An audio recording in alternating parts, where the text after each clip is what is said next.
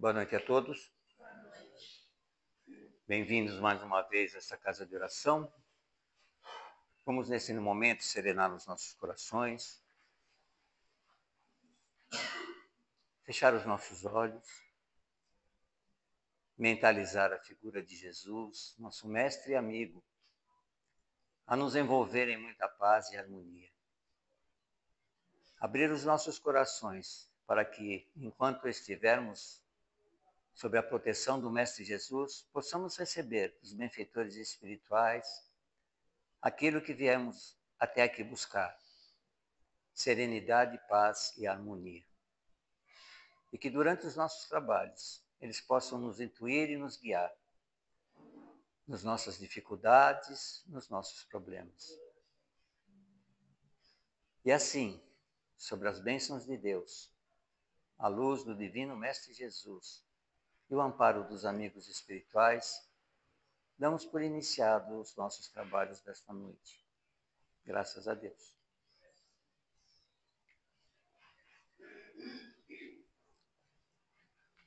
O tema proposto para a nossa reflexão de hoje traz como tema a busca da espiritualização e da felicidade. E aqui nós lemos: grandes são aqueles que sabem que a força espiritual é muito mais poderosa do que qualquer força material. Todos nós sabemos que, militando ou conhecendo a doutrina espírita, sabemos que a nossa condição real é a espiritual e não a material. Tudo que é material na nossa vida perece, como o nosso corpo físico perece. E quem sobrevive a tudo isso sempre é o espírito.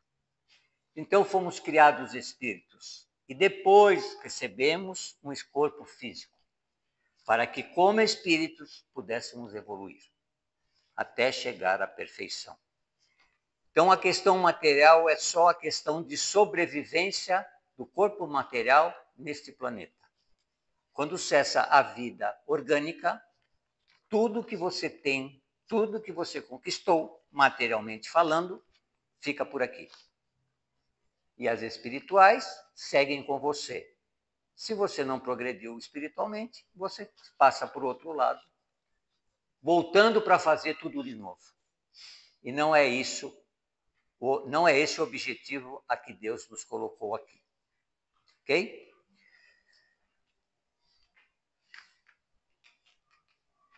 O ser humano busca construir sua felicidade e, para isso, tenta conquistar o conforto e bem-estar material para você e para os seus familiares.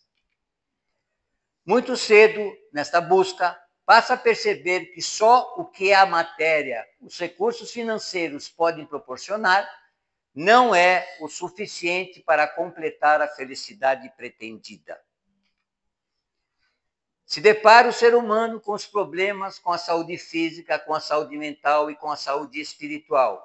E percebe que, na maior parte das vezes, o que conquistou com a matéria, com os recursos financeiros, não podem lhe garantir o equilíbrio desses campos, pois ser saudável é indispensável para que a pessoa seja feliz.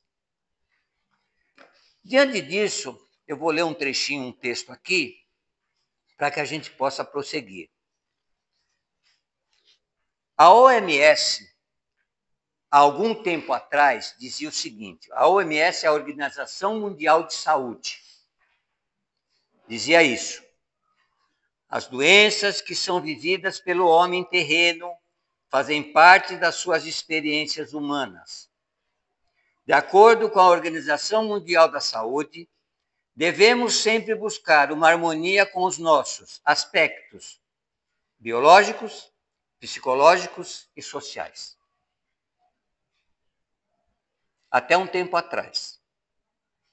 Agora, essa mesma organização diz assim: as doenças que são vividas pelo homem terreno fazem parte das experiências humanas. De acordo com a Organização Mundial da Saúde, Devemos sempre buscar uma harmonia com nossos aspectos biológicos, psicológicos, sociais e espirituais. Por que será que chegaram a essa conclusão? Que também o espiritual é importante. Para a doutrina espírita é o mais importante. Porque você só adoece, todos nós sabemos disso, quem conhece a doutrina, estuda a doutrina e milita a doutrina, que não é o corpo que adoece primeiro. Quem adoece primeiro é o espírito. E do espírito vem ao corpo físico. Porque somos parte de uma tríade. Corpo, matéria, perispírito e espírito. A nossa ligação entre o espírito e a matéria é o perispírito. O que é o perispírito? É o modelador do nosso corpo físico. O perispírito é ligado ao corpo físico célula a célula. Então, quando o espírito adoece, adoece o perispírito, e como é ligado célula a célula, adoece o corpo físico. Então, quando chega no eclode no corpo físico, é porque o espírito já está saturado e não tem para onde eclodir. E aí desemboca. Mas por que isso acontece? Sentimentos, principalmente. Né? Isso tudo nós vamos ver aqui. Muitas doenças são criadas na mente dos indivíduos. O espiritismo vem para desvendar as causas das dificuldades, que são vividas pelos encarnados. Com isso, traz uma nova ótica e ilumina os caminhos daqueles que visam melhoria para os seus males. A doutrina nos ensina que o espírito encarnado tem total poder sobre o seu organismo físico. Ou seja, quando pensamos negativamente, atraímos coisas ruins, forças destrutivas que atingem primeiramente o organismo do próprio. Muitos não compreendem a força do pensamento e a relação entre o corpo espirituais e o físico. Emmanuel, no livro Pensamento e Vida, psicografado por Chico Xavier, escreve: ninguém poderá dizer que toda enfermidade, a rigor, esteja vinculada aos processos de elaboração da vida mental, mas todos podemos garantir que os processos de elaboração da vida mental guardam positiva influenciação sobre todas as doenças. Então, o que é mais importante, a parte material ou a parte espiritual? Então, vamos lá. Há um antigo ditado dos tempos da antiga civilização greco-romana que nos alerta para corpo são em uma mente sã, sendo um impossível sem o outro. O Espiritismo também nos alerta desse fato, explicando que o complexo humano, constituído de espírito, perispírito e corpo físico, formam um todo.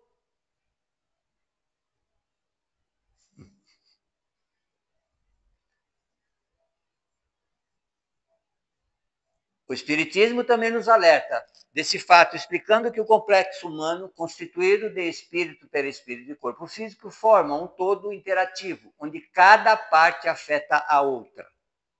Ou seja, desequilíbrios do espírito afetam a saúde do corpo.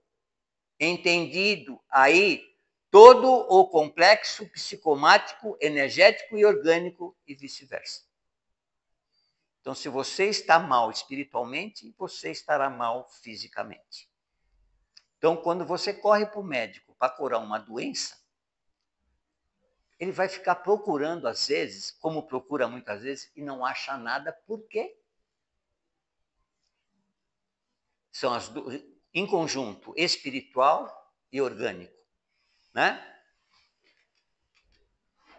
Sendo a felicidade um estado a ser construído, que só é alcançado quando a pessoa atinge o equilíbrio espiritual, mental, energético e físico, fica mais fácil entender por que a busca e a obtenção dos recursos materiais, pura e simplesmente, é incapaz de garantir ou de comprar a felicidade. Então, na nossa caminhada, estando bem espiritualmente, consequentemente, fisicamente, nós temos condições de conquistar as coisas espirituais para bem do corpo físico enquanto estamos aqui. Mas isso não é primazia, não é o primordial. O primordial é a nossa saúde espiritual. Muitos não sabem disso e acham que a felicidade está impregnada por conta das conquistas materiais. Não é condenável as conquistas materiais, mas sem o exagero. Ninguém precisa de 200 pares de sapato, porque só tem 2 pés.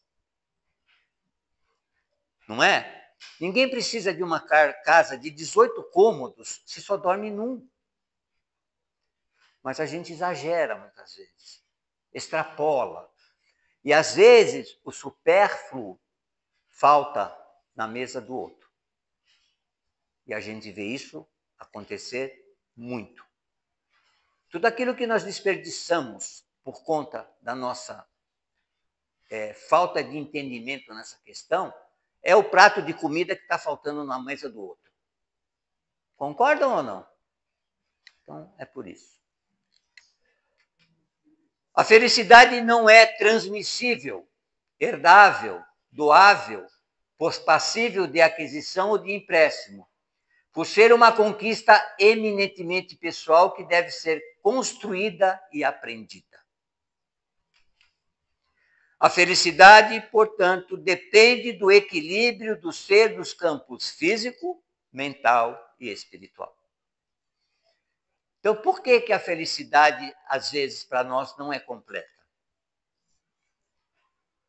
Né? Estamos vendo ali, ó, campo físico, mental e espiritual. Porque nós relegamos mais as coisas materiais. Às vezes, nós nos furtamos de assistir certas coisas, porque foi nos dito que não é bom ver coisas ruins, não é coisa ver isso, ver aquilo, mas nós precisamos nos preparar para a vida vendo as coisas ruins também. E nos preparar para isso dentro daquilo que a doutrina nos espírita e nos protege com relação a isso, nos oferecendo um escudo de proteção. Né? Então, aquele que está preparado pode ver e assistir qualquer coisa. Às vezes eu assisto, não condeno e aqui não estou julgando, tá? É aqueles programas evangélicos na TV, que dominam, né? Porque tem dinheiro, tem como pagar o horário na televisão para fazerem aqueles programas. E geralmente pedem o testemunho das pessoas, né? Alguém já assistiu? Qual é o testemunho? Eu era pobre, eu não tinha o que comer, eu morava na favela, agora eu tenho como só camarão e caviar, tenho 3 carros do ano importado, moro no Morumbi, numa mansão de 18 quartos. Essa é o testemunho, a suposta felicidade. E o espiritual, como é que será que está? Então, a felicidade não se completa de uma maneira única. Físico, mental e espiritual. Então, sempre para nós vai estar faltando alguma coisa nessa questão da felicidade. E por conta de ainda nós estarmos num contexto evolutivo ainda muito menor, às vezes a felicidade está nas coisas materiais, ou geralmente está nas coisas materiais, né? Nessas conquistas, porque ainda não aprendemos a questão espiritual, ou não nos vinculamos a isso ainda, efetivamente. Então, acordamos atrás das coisas materiais, vivemos o dia atrás das coisas materiais e vamos dormir pensando nas coisas materiais. No dia seguinte, o que é que eu vou fazer para conquistar mais coisas? E aí o Pai Nosso, a Ave Maria, sai daquele jeito, né? A gente não para refletir, para pensar onde eu podia ser melhor, onde eu podia fazer melhor, o que podia ser feito melhor, o que aquela pessoa que estava do meu lado estava precisando ou não.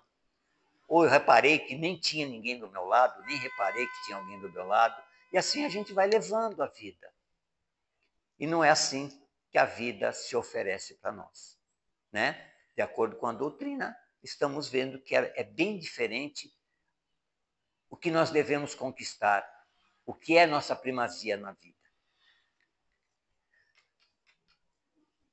Claro que as dores da vida ou sofrimentos, sejam elas físicas ou espirituais, são um chamado para que a pessoa busque o seu equilíbrio, que reencontre o caminho da harmonização.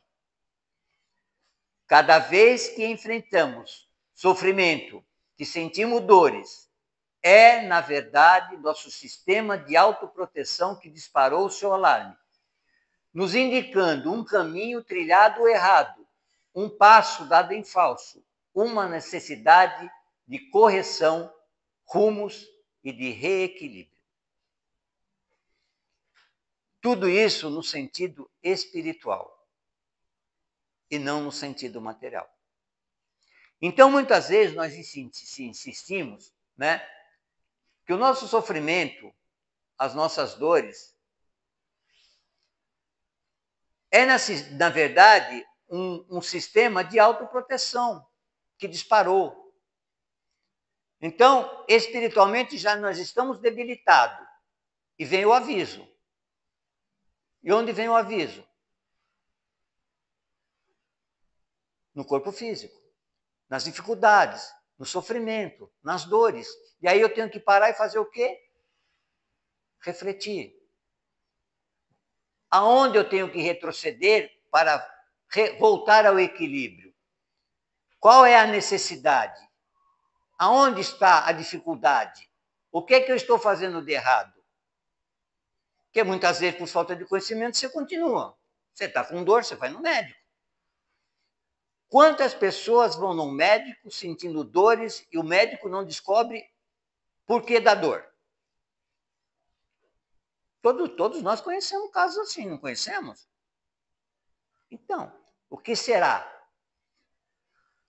Temos esse conhecimento de buscar o foco da dor.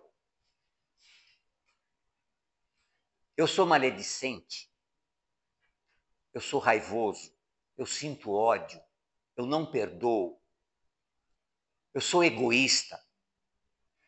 E aí? Isso causa dor? Causa sofrimento? Causa e muito, né? Falta de perdão. Tudo isso é a causa dos nossos males físicos. Úlcera, problema nos rins, no estômago, no fígado, na vesícula, tirando as questões materiais, né? O alcoolismo, as drogas, o fumo e assim por diante, a gula, que também causam prejuízos físicos, mas principalmente o que causa mais é a condição espiritual. Você pode ter sentido ódio durante muito tempo. Aquilo ficou guardado. Num dado momento, você, eu não sinto mais ódio, eu não sinto mais raiva. Aí aparece um câncer, aí você não sabe de onde veio. De onde será que veio? A gente precisa parar para refletir sobre tudo isso. E a doutrina espírita nos fala, toda vez nos fala sobre isso. Só que a gente é resistente a isso, né? Achamos que, comigo não vai acontecer. Só acontece com o vizinho, né? Com o seu amigo. Com a gente não acontece, não, mas acontece. Então, quando eclode, é porque estava no limite. Rancor, raiva, ódio, ressentimento, tudo isso. Falta de perdão, né? E a doutrina nos traz o caminho para isso, para que a gente tenha essa vida saudável e vamos dizer assim, aparente felicidade, né? E esse equilíbrio, essa correção de rumos, deve ser buscado e alcançado, apesar da dor e do sofrimento, pois essa situação só cessará quando a causa que lhe deu origem for corrigida.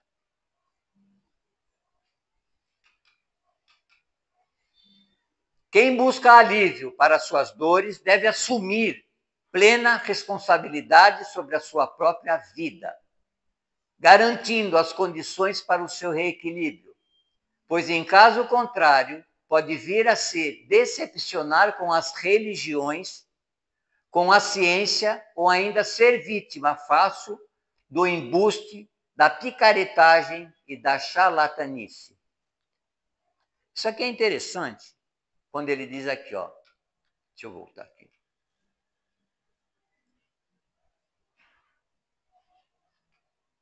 Está aqui. Não. Vamos lá.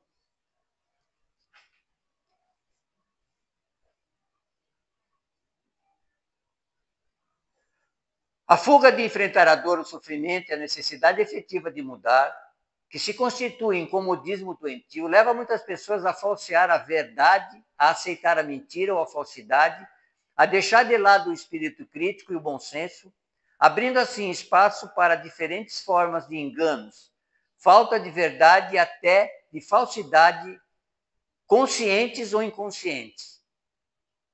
Normalmente as pessoas nessa situação acabam adotando como o meio como fim, a forma como fundo, o rito como objetivo, tornando o ato ou prática religiosa ou mística uma sucessão de práticas exteriores que em nada contribuem para a sua ligação com os padrões mais altos da criação.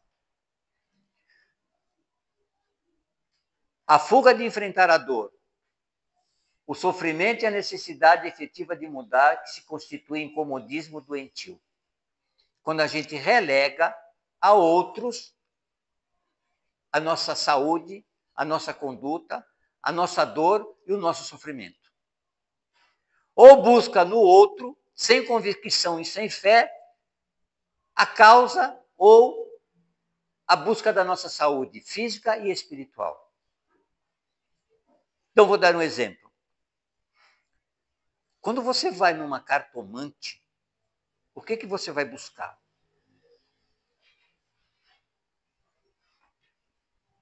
Que ela te diga alguma coisa para te direcionar num caminho melhor.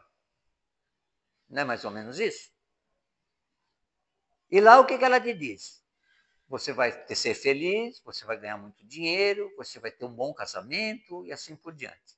Ela te fala das coisas ruins da sua vida e como é que você deve proceder para buscar o caminho de realização e de conquistas das suas dores espirituais ou materiais. É só um exemplo, tá? Não estou condenando e nem julgando. Mas as pessoas buscam sempre o que é mais fácil, o que elas acham que pode acontecer, delegando a outro aquilo que é de responsabilidade dela. Alguém nos faz infeliz, ou nós permitimos que alguém nos faça infeliz. Alguém nos causa dor, ou nós permitimos que alguém nos cause a dor.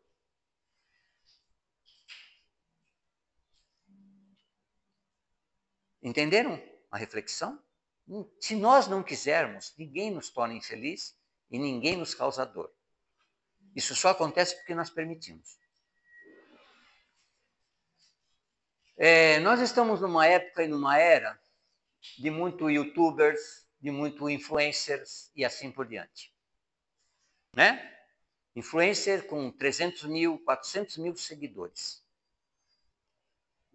Como é que eu posso entregar a minha personalidade a uma pessoa que é igual a mim? Que é factível de erros como a mim? Que erra como eu? Que está nesse planeta para também aprender como eu? Como é que uma pessoa pode me influenciar em alguma coisa? O que é isso? Seria falta de personalidade? Como é que alguém pode dizer para você como é que você deve se pentear, como é que você deve se vestir, como é que você deve vestir o sapato, como é que você deve pintar suas unhas? Você não tem gosto? Você não tem personalidade para você se sentir feliz naquilo que você faz, dentro do seu próprio conhecimento? Se eu quero repartir o cabelo no meio, se eu quero pôr o cabelo para um lado ou para o outro, se eu sou feliz assim, eu vou fazer do meu jeito, não me interessa o que o outro pensa. Mas a grande maioria não. E na maioria das vezes, desculpem, trambique, né? Golpes em cima de golpes, como a gente vê sempre. Mas as pessoas, né, ainda delegam aos outros a sua felicidade, o seu modo de ser, o seu modo de agir, mas paciência, né?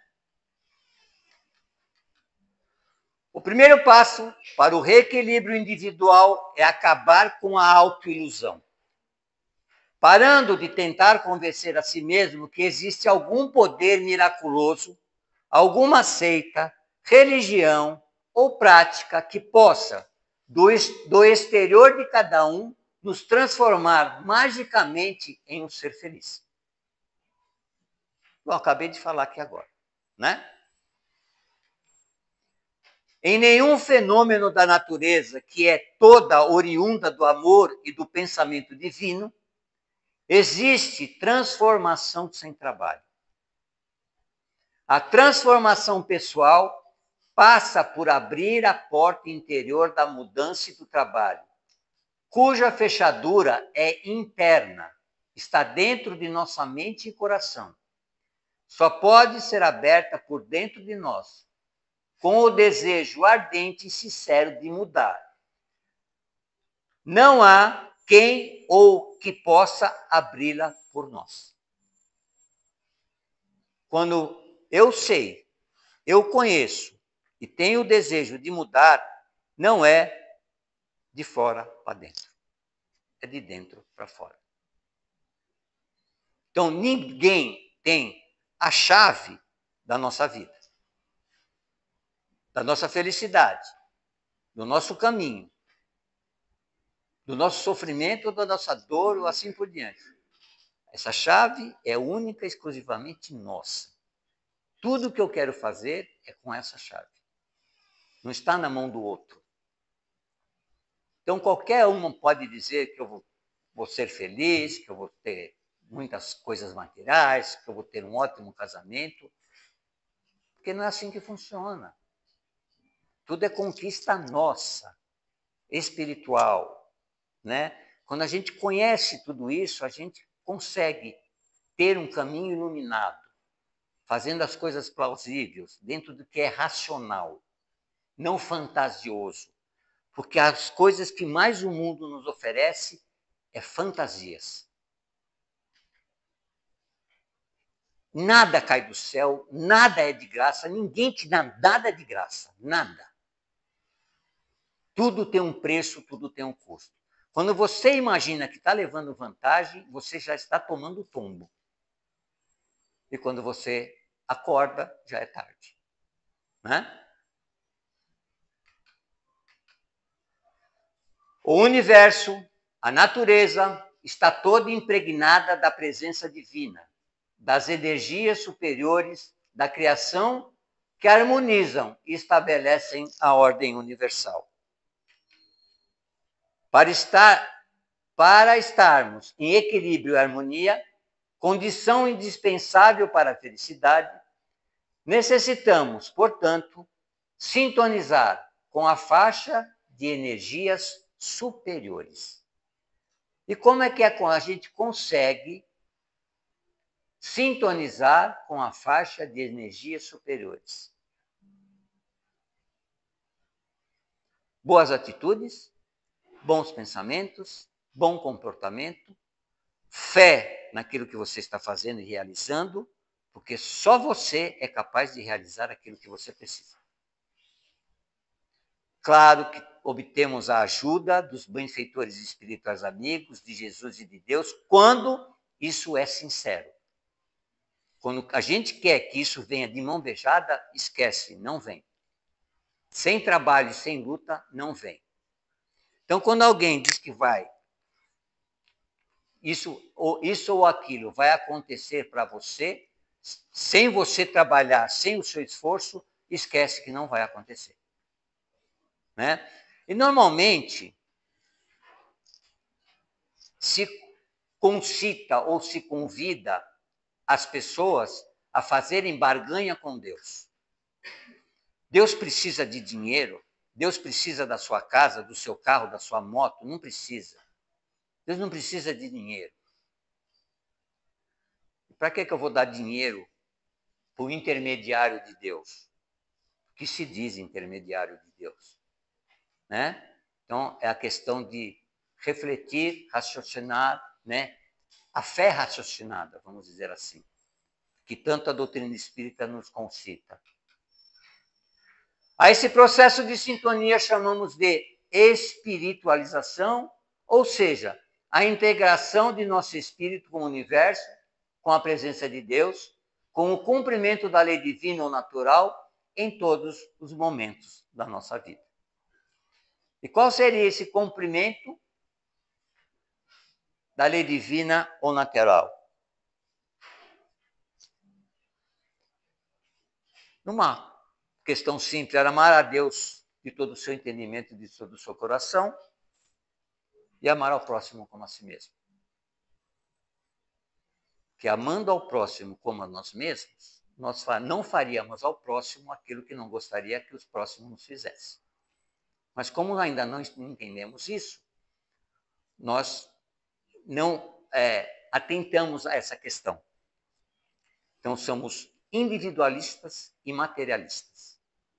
Enquanto isso acontece, a gente sofre, a gente sente dor e a gente se perde no caminho. Né?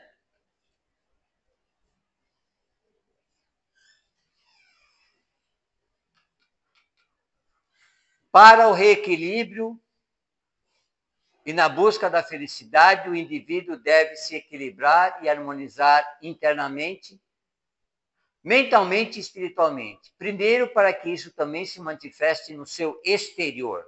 Ou seja, equilíbrio e harmonização mental e espiritual faz com que o seu exterior esteja bem. É necessário que a pessoa que busca o equilíbrio utilize o bom senso, o discernimento e o esquecimento da dor, utilizando sua sabedoria para perceber que não há uma clara linha divisória entre o que é material e o que é espiritual, pois tudo na natureza se interpenetra e se completa. Ou seja, espiritualmente e materialmente falando, deve haver sempre o equilíbrio. Eu preciso das coisas materiais? Eu preciso, mas não extrapolar, viver só para isso. Eu preciso das coisas espirituais? Eu preciso, mas eu não preciso ser cético. Eu não preciso viver dentro da igreja, dentro da casa espírita. Eu posso ter o equilíbrio. Esse equilíbrio ainda está longe de nós, porque nós nos preocupamos só com o material e dedicamos muito às coisas espirituais. Um exemplo simples. Quantas horas existem em 365 dias do ano? Alguém já calculou? 8.800 horas. Em 365 dias do ano, existem 8.800 horas. Dessas 8.800 horas, quantas horas você dedica? Quantas horas? Não estou falando minutos, nem segundos. Quantas horas você se dedicou ao seu lado espiritual? Vamos contar que você vai na casa espírita, ou vai na igreja, ou vai, né, em qualquer outra casa religiosa, e ficou lá meia hora, uma vez por semana, são 2 horas por mês. Em 365 dias, quantas horas deu? 200 e poucas horas. Em 8.800 que você tem em 365 dias. Perceberam? Isso tudo é reflexão. Para a gente poder alcançar. Então, está faltando muito ainda. Certo? Concordam ou não? Né? Ou a gente não precisa, literalmente, estar dentro da casa espírita, dentro da igreja, para a gente ter essa noção. Você lavando louça, varrendo o quintal, sentado no ônibus, pode se espiritualizar e saber de tudo isso. Mas nós achamos que só isso acontece quando eu estou dentro da casa espírita, dentro da igreja, e não é assim que funciona. Não é? Concordam comigo ou não? É isso? Então nós temos condições. Vai, o dia tem 24 horas, tira uma horinha para reflexão, para ler uma página do Evangelho, para fazer, né? Mas a gente, mal, na hora de dormir, Pai nosso, graças a Deus, e vai dormir? Não é, ou não é assim?